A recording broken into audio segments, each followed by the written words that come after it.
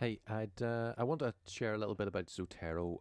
There are dozens of videos out there about how to use Zotero, and some of them are really great and really helpful, and they've helped me. But what I want to do is ask the question, what is Zotero and what's in it for me? Okay, well, Zotero, nothing to do with exotic Mexican swordsmen or quality Mexican chefs or Cajun dressing or anything like that.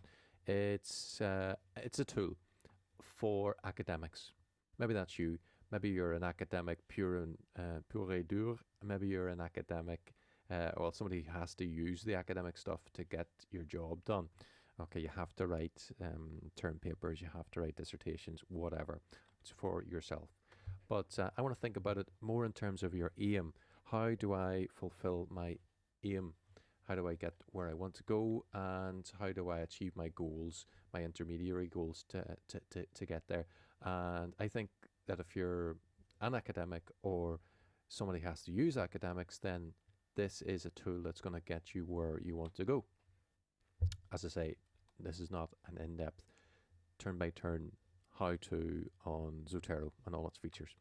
Okay, so what is it? Well, it's something that deals with all your input, no matter how substantial. It can deal with a whole lot of stuff.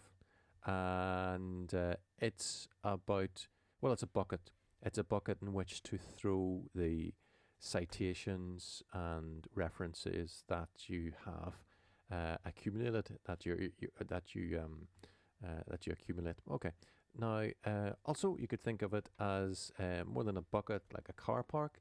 With a car park, you go in, you get a ticket, you park your car, and you come back, pay for your ticket, and hopefully find your car. So it's a place for storage and retrieval. Big deal. Okay, but well, so what inputs does it deal with? Of course, it'll deal with books.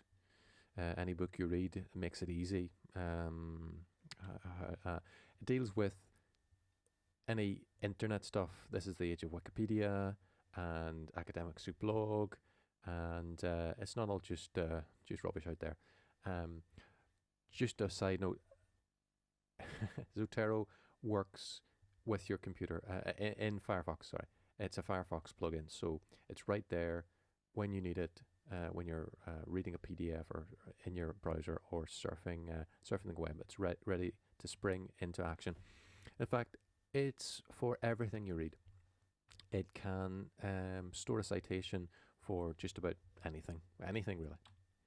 Okay, talking about goals and aims and so on, what it enables you to do, since it's always there when your computer's on, is that it enables you to avoid needless duplication. Duplication of your effort and even down the line, duplication of other people's future efforts, our past efforts. Okay, so the focus is on moving away from disposable work that you do for your dissertation that you may not think is very important, and you're trying to move away from that model to a more reuse centered model. Like the difference between a paper plate and a ceramic plate. Once you've bought it, as it were, once you've paid the price of doing the reading and making a citation, then you can reuse that again and again.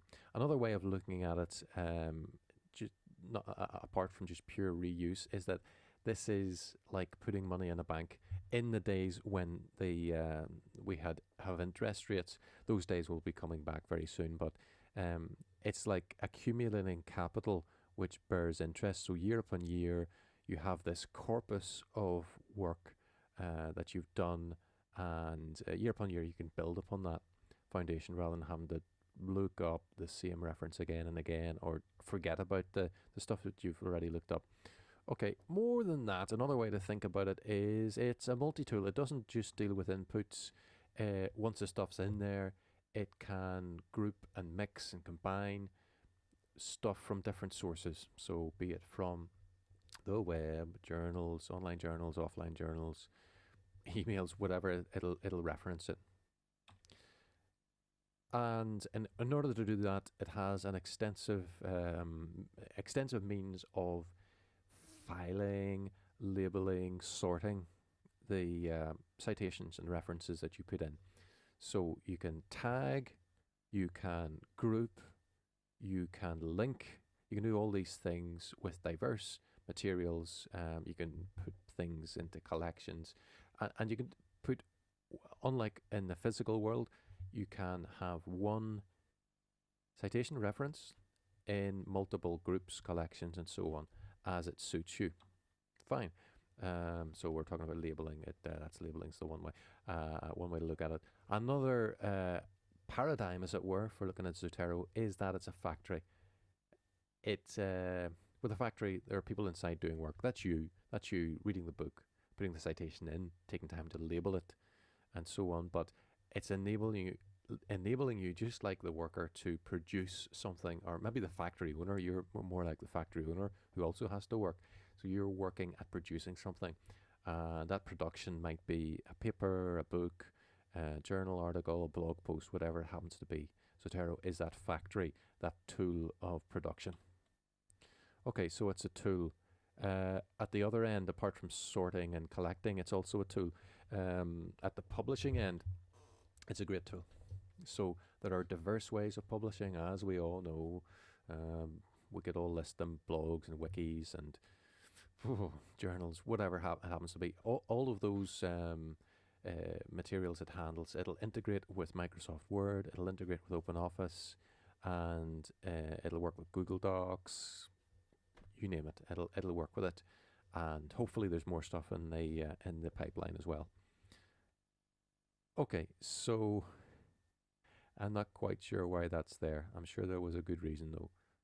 But yeah, publishing in the old days was just books, but obviously it's more stuff now. Right. That's really focusing on, really the focus there is on you.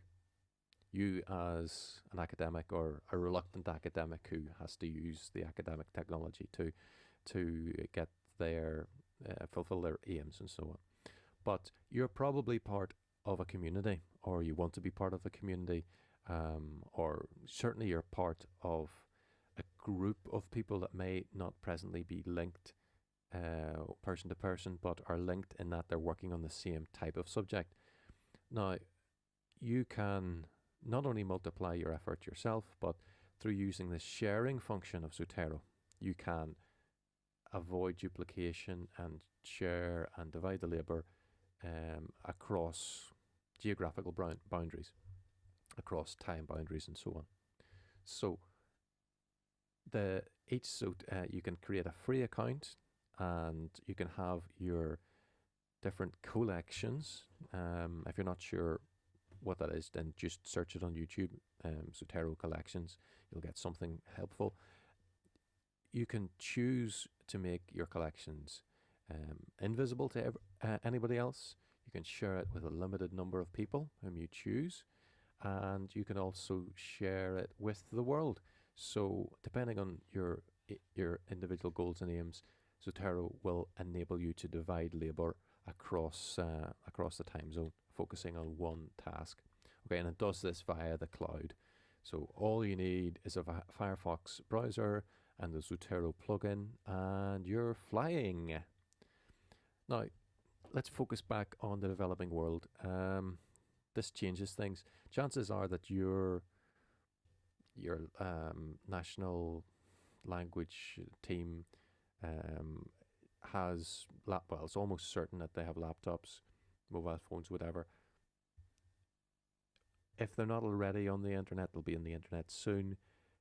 Bring them on board and share the resources that you have with them. So this is labeling not only a give model, but also a sharing, a combined effort. And you should be thinking, how can I enable the national colleagues and so on? How can I enable these folks to access this technology? Not only for Christian reasons or altruistic reasons, but more broadly to Christian reasons. I don't know quite. I'll have to qualify that, but for your own ends, and for the ends of the project, you want to bring other people's contributions on board in a more rigorous way. Okay, so it's all about sharing. It's all about helping each other. Nice photograph, isn't it? Okay, so what does that mean for me or whatever? Well, of course, it's enabling you to leverage yourself and leverage other people's work. And yeah, that means a great deal. You can move a whole lot more when you have a lever. Okay, a whole lot more. So that's my impression of Zotero. It's a tool that'll allow you and others to work towards a common goal, and it's a tool that your national colleagues should be using as well, to contribute and to learn and to um, share in the process. And yeah, everybody should be on board. By the way, it's free. And you can go to zotero.org for details. Thanks very much. I hope you find that helpful.